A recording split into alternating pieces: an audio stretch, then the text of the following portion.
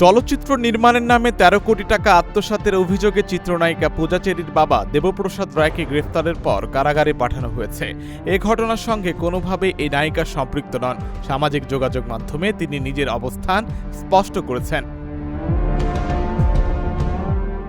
পূজা Facebook স্ট্যাটাসে লিখেছেন, সম্প্রতি তার বাবা দেবপ্রসাদ রায়ের গ্রেফতার এবং আর্থিক লেনদেন সংক্রান্ত অভিযোগ অনাকাঙ্ক্ষিত পরিস্থিতির সৃষ্টি করেছে। এসব ঘটনা নিয়ে বিভিন্ন সংবাদ মাধ্যমের কর্মীরা ফোন ও বার্তায় জানতে চাইছেন। সার্বিক পরিস্থিতিতে বিভ্রান্তি এড়াতে আমি আমার অবস্থান পরিষ্কার করতে চাই। দীর্ঘ প্রায় ১ যুগের ক্যারিয়ার পূজার। এই সময়ে তিনি কখনোই এমন ঘটনার সঙ্গে জড়িত হননি। তিনি লিখেছেন, আমার বাবার বিরুদ্ধে ওঠা অভিযোগের সঙ্গে ব্যক্তিগতভাবে আমার কোনো ধরনের সংশ্লিষ্টতা নেই।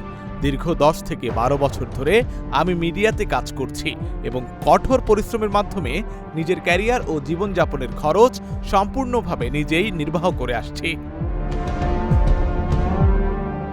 নিজের অবস্থান পরিষ্কার করে এই নায়িকা আরও লিখেছেন, আমার বাবার কোনো ধরনের ব্যবসায়িক কার্যক্রম বা আর্থিক লেনদেনের সঙ্গে আমার বিন্দুমাত্র সম্পর্ক নেই।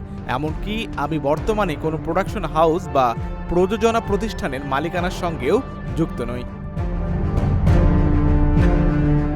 এমন ঘটনায় অনেকেই এই অভিনেত্রীকে জড়ানোর চেষ্টা করছেন। তাদের প্রতি অনুরোধ জানিয়ে পূজা লিখেছেন, এই স্পর্শকাতর সময়ে অহেতুক আমাকে বা আমার কাজকে এই ঘটনার সঙ্গে না জড়ানোর জন্য বিনীতভাবে অনুরোধ করছি।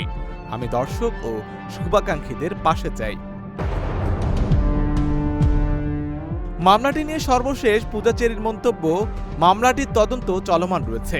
বিষয়টি বিজ্ঞ আদালত দেখবেন এবং সিদ্ধান্ত নেবেন। Desk report, Dhaka journal.